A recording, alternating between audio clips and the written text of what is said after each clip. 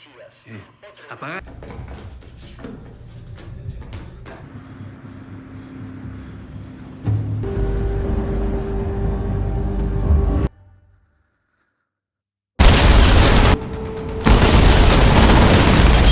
Tu nombre, dale.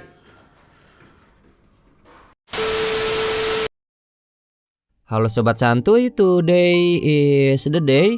Jumpa lagi bersama gua di channel Warung Santuy. Apa kabar kalian semua? Semoga kalian baik-baik saja dan tetap santuy. Pada video kali ini gua akan membahas alur cerita film yang berjudul A 12-Year Night yang dirilis pada tahun 2018. Yuklah, tanpa basa-basi lagi, kita langsung masuk aja ke cerita filmnya.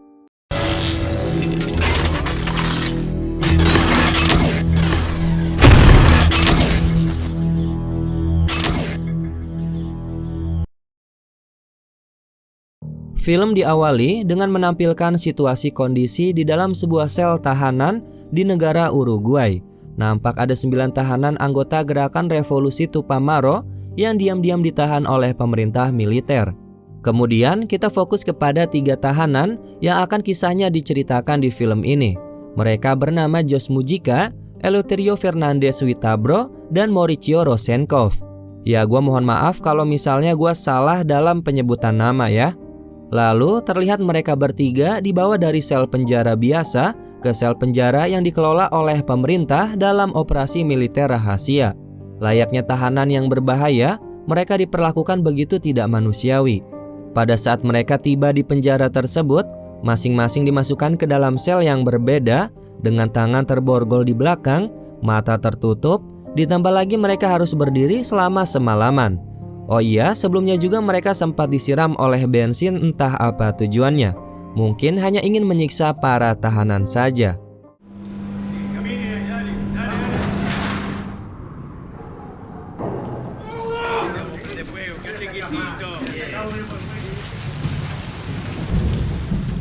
Keesokan harinya, para penjaga sel membuka borgolan ketiga tahanan tersebut. Akhirnya mereka bisa membuka kain penutup matanya dan bernafas lega. Tidak lama kemudian, mereka mendapatkan sebuah surat dari Kementerian Resolusi Pertahanan yang berisikan sebuah peraturan untuk dilarang berbicara satu sama lain, termasuk kepada petugas penjaga sel yang ada di tempat tersebut. Hari-hari mereka lewati di sel tersebut, sampai suatu ketika jendela yang menjadi sumber masuknya cahaya dan oksigen akhirnya ditutup oleh para penjaga, dan hanya diberikan celah bolongan-bolongan kecil sebagai ventilasi untuk sirkulasi udara ke ruangan para tahanan.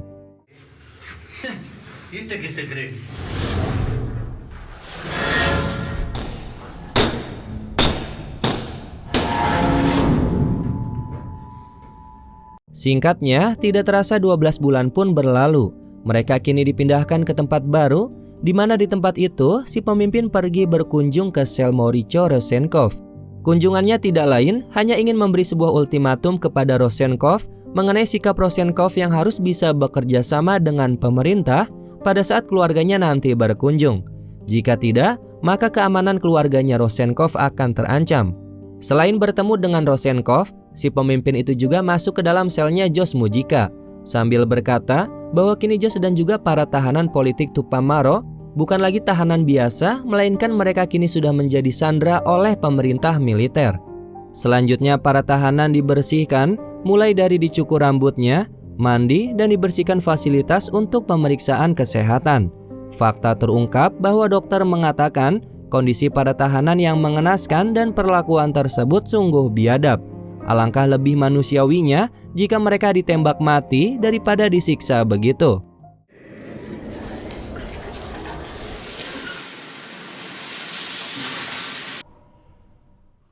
Kemudian dirasa sudah selesai dengan serangkaian pemeriksaan, Rosenkopf pun dibawa untuk bertemu dengan keluarganya.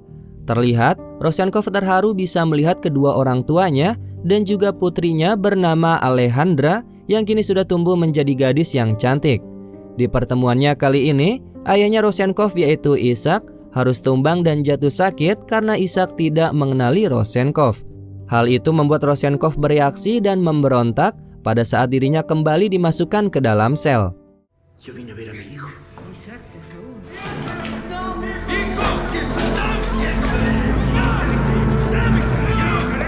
Singkat cerita, pada tahun 1975, yaitu 803 hari sudah mereka ditahan. Kini ketiganya kembali dipindahkan ke sel yang ada di pangkalan militer lain. Dan di sel itu, mereka kembali mendapatkan perlakuan yang tidak manusiawi. Mereka dieksploitasi dan kerap kali diberikan makanan sisa dari para penjaga. Gedung yang terlihat seperti gedung tua dan jauh dari pemukiman warga terlihat begitu sunyi dan membuat kesehatan mental mereka semakin memburuk. Terlebih, Josh Mujika ditempatkan di tempat yang terpisah dari kedua temannya. Hal itu semakin membuatnya kesepian, sampai seekor semut pun dijadikan temannya karena saking kesepiannya.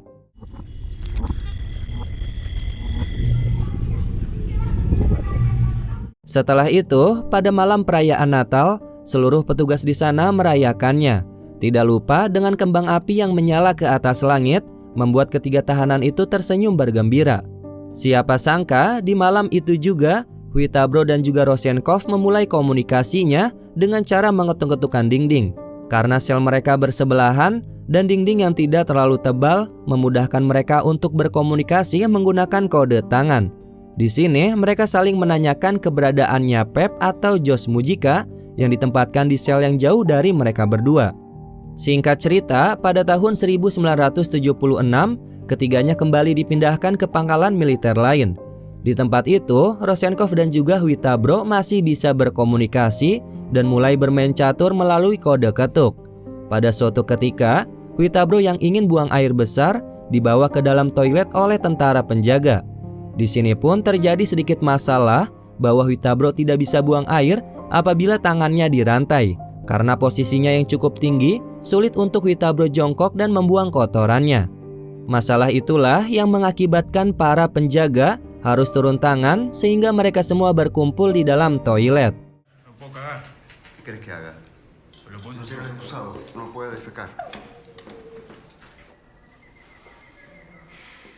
Selagi para tentara sedang berdiskusi, kesempatan itu digunakan oleh Hwitabro untuk mengambil potongan koran yang ada di dalam ember. Kemudian koran itu dibaca olehnya dan diinformasikan kepada Rozhenkov. Setelah itu bisa kita lihat Josh mengalami delusi karena gangguan mentalnya sudah semakin parah akibat kesepian dan tidak pernah berkomunikasi dengan orang lain. Di dalam bayangannya nampak sosok ibunya yang berada di jendela. Selain itu, Josh juga sering mendengar suara berisik dan dengingan di telinganya.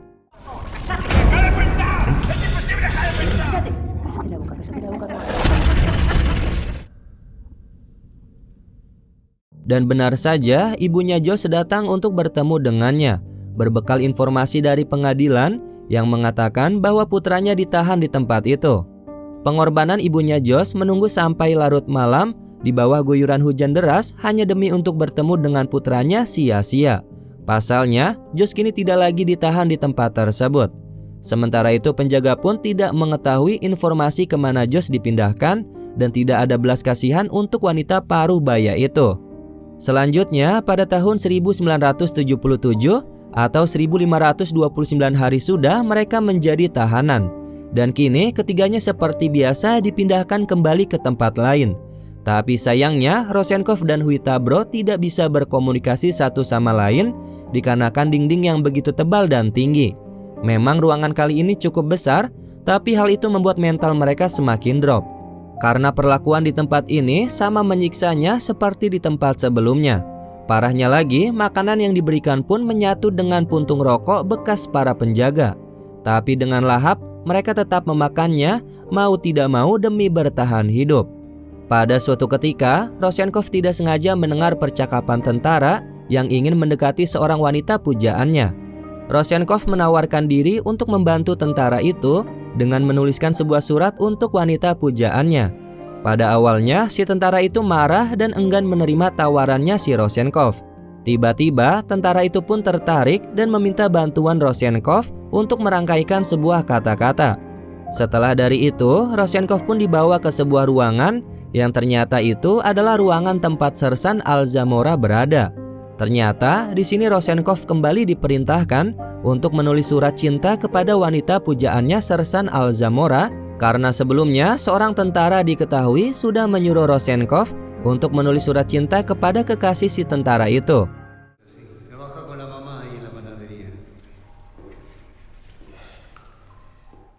Dari kejadian itulah awal mula kedekatan Sersan dan juga Rozhenkov. Sersan yang berhasil mengencani wanita pujaannya berniat untuk balas budi dengan memberikan roti dan juga rokok kepada Rozhenkov. Serta tidak tanggung-tanggung, Sersan Alzamora curhat kepada Rozhenkov mengenai masalah pribadinya. Singkatnya, semakin hari kehidupan di sel tersebut berangsur membaik. Dengan baik hatinya, Sersan Alzamora sengaja memperbesar volume suara radio yang sedang menyiarkan pertandingan sepak bola, sehingga ketiga tahanan itu bisa mendengarkan dan bersorak bergembira.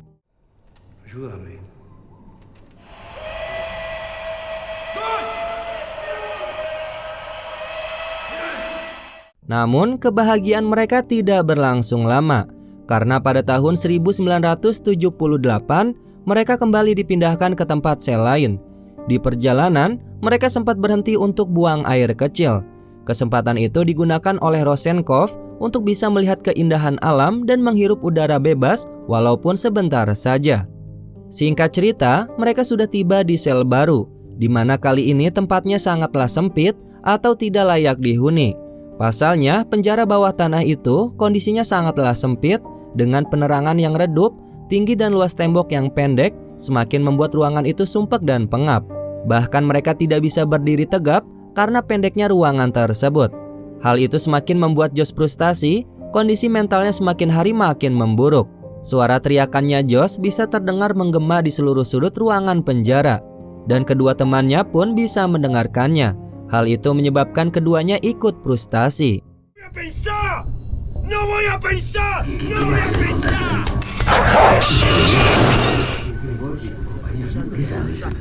Delusinya kali ini adalah membayangkan kebersamaannya dengan istri dan anaknya. Di sini juga Josh teringat akan peristiwa awal penangkapannya, yang dimana dia tengah asik makan di sebuah kafe.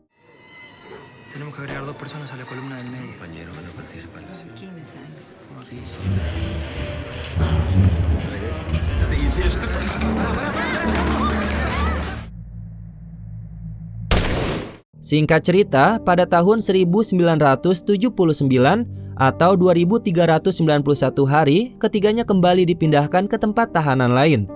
Di tempat ini, Hvitabro dan juga Rozhenkov bisa kembali berkomunikasi. Sel mereka bersebelahan dan dinding tembok yang tidak begitu terlalu tebal memudahkan mereka untuk berkomunikasi menggunakan kode ketukan tangan. Di sel ini juga, Hvitabro berkata akan bertemu dengan putrinya yang bernama Gabrielita. Tapi Hvitabro bingung harus berbicara mengenai topik apa dengan putrinya itu. Rozhenkov pun lantas memberikan sebuah kisah kepada Hvitabro untuk diceritakan kepada putrinya pada saat mereka bertemu di esok hari.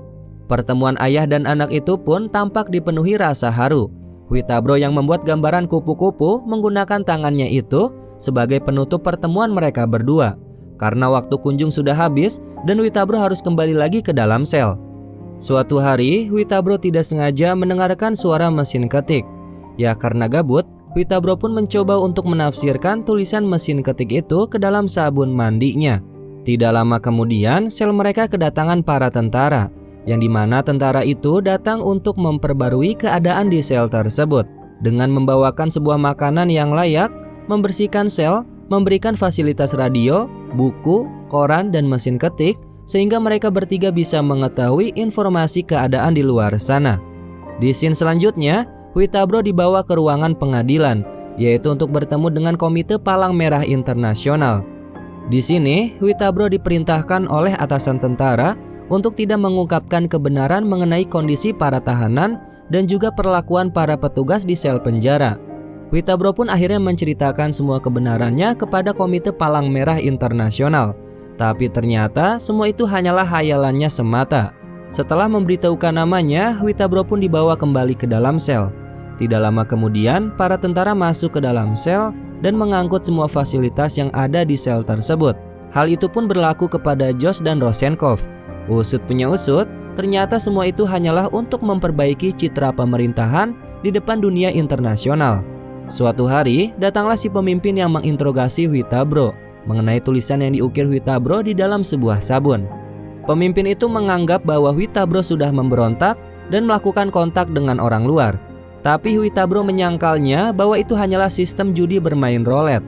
Huitabro pun menjelaskannya secara detail, tapi tetap saja si pemimpin itu tidak mau percaya kepadanya. Sehingga si pemimpin itu mengingatkan kembali akan kenangan kelam pada saat kediaman Huitabro diserang oleh para militer.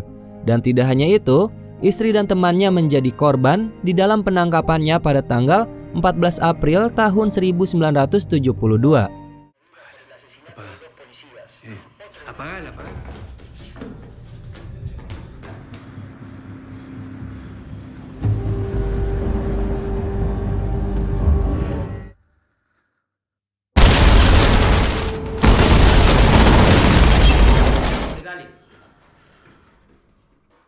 Para militer memborbardir rumah Huitabro, menyerang tanpa pandang bulu sehingga istrinya tewas tertembak oleh banyak peluru. Kemudian kita kembali lagi dibawa ke masa kini. Si pemimpin itu pun pergi meninggalkan Huitabro setelah selesai menginterogasinya. Singkat cerita, ibunya Jos berhasil menemukan keberadaan putranya. Mereka berdua pun bertemu. Di sesi kunjungannya ini, Jos bercerita bahwa dirinya dianiaya, disiksa, dan mentalnya sudah tidak baik-baik saja, membuatnya bertingkah aneh dan tidak bisa dikendalikan. Ibunya pun berusaha untuk memberikan kekuatan kepada putranya ini, yang dimana pemerintah diktator ini sengaja ingin membuat para tahanan menjadi gila. Di scene selanjutnya, Jos terlihat membuat kekacauan dengan berteriak mengganggu acara militer yang kebetulan mereka tidak jauh dari ruangan selnya. Jos memberontak dan berteriak dirinya ingin dibawakan makanan dan barang yang dibawakan oleh ibunya. Akhirnya, mau tidak mau, si prajurit tentara itu pun membawakan apa yang Jos mau. Singkat cerita, Jos dibawa untuk diperiksa oleh psikiater, yang dimana psikiater itu memberitahukan mengenai kondisi kejiwaannya. Di sini, Jos mengungkapkan keluhannya. Dokter pun mengetahui bahwa Jos berada di bawah tekanan. Oleh karena itu, dokter itu menyuruh prajurit untuk keluar dari ruangan dan mengambilkan segelas air. Dokter itu juga mencoba untuk memberikan Jos sebuah motivasi dan mengingatkannya untuk tetap religius dan bisa bertahan karena semua itu akan segera berakhir. Singkat cerita, tidak terasa kini sudah memasuki tahun 1980 atau 2757 hari mereka menjadi tahanan. Di mana di tahun itu, Uruguay mengadakan pemilu untuk pengambilan suara rakyat mengenai kelanjutan sistem pemerintahan diktator, dan ternyata suara terbanyak memilih untuk tidak melanjutkan sistem kediktatoran di negara tersebut. Karena mengalami kekalahan, pemerintah diktator pun menunda keputusan itu. Padahal pada saat itu juga, jika keputusan tidak ditunda, maka negara Uruguay akan kembali menganut sistem demokrasi, dan hal itu adalah sebuah kabar baik, di mana para tahanan politik militer dapat segera dibebaskan. Kemudian para militer melampiaskan kekalahannya kepada ketiga tahanan itu dengan cara memukul serta menyiksanya hingga mereka bertiga babak belur. Kemudian singkat cerita pada tahun 1982 mereka bertiga kembali dipindahkan ke tempat sel yang baru. Hal itu terus berulang setiap tahunnya. Tidak terasa kini sudah memasuki tahun 1983, sama dengan 3.883 hari sudah mereka lewati hidup dengan begitu banyak tekanan di dalam sel penjara. Di tahun ini juga mereka dipindahkan ke tempat sel semula, yang dimana Rosenkopf bertemu dengan Sersan Alzamora yang merupakan kepala penjaga di sel tahanan sekarang. Sersan Alzamora pun bercerita bahwa dirinya kini sudah menikah dengan wanita pujaannya. Dan tidak lupa Sersan Alzamora berterima kasih kepada Rosenkopf. Sebagai balas budinya, Sersan Alzamora mengabulkan permintaannya Rosenkopf untuk bisa bertemu dengan kedua temannya itu. Mereka bertiga akhirnya dipertemukan di lapangan. Raut wajah haru dan bahagia terpancar di wajah mereka. Tidak ingin menyia-nyiakan kesempatan itu, mereka bertiga gunakan untuk berjemur menikmati teriknya matahari.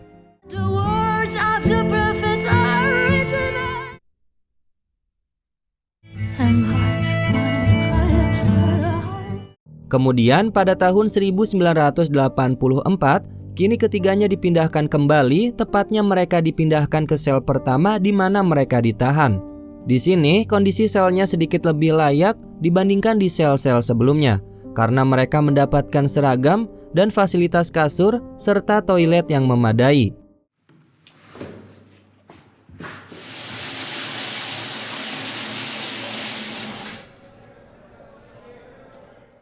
Setelah itu, memasuki tahun 1985, akhirnya sistem pemerintahan Uruguay pun kembali menjadi sistem demokrasi. Dan Jose Mujica menjadi kloter pertama yang akhirnya dibebaskan. Kemudian, Jose dipanggil oleh penjaga sel untuk menandatangani surat pernyataan bahwa dirinya diperlakukan baik selama menjadi tahanan. Penjaga sel itu juga berkata bahwa mereka akan kembali menangkap Jose, tapi Jose tidak memperdulikan kata-kata dari penjaga sel tersebut.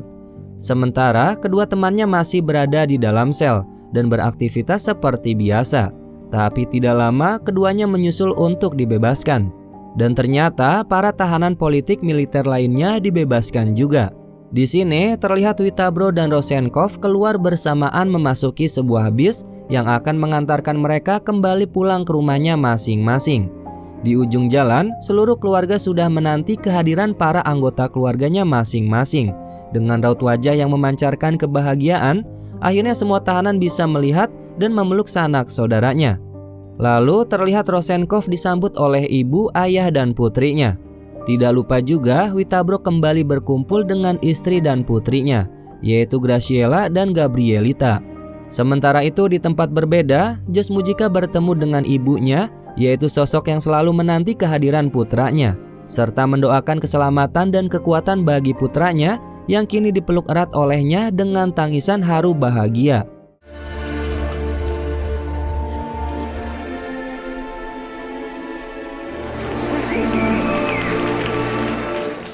Kemudian di akhir film, setelah peristiwa penahanan selama 12 tahun, akhirnya Huitabro diangkat menjadi senator dan menteri pertahanan.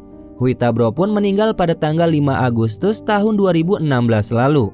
Sementara itu, Rosenkopf menjadi direktur kebudayaan bagi kota Montevideo dan juga menjadi seorang novelis. Dan yang terakhir adalah Jose Mujica, dirinya menjadi anggota Kongres. Dan pada tahun 2010, Jose dilantik menjadi presiden Uruguay yang ke-40 pada saat usianya mencapai 75 tahun dengan masa jabatannya yang berakhir pada tahun 2015 lalu.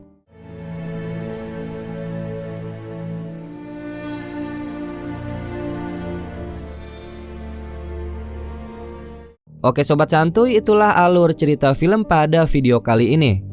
Jadi kesimpulannya dari kisah mereka, kita bisa belajar untuk tidak mudah menyerah.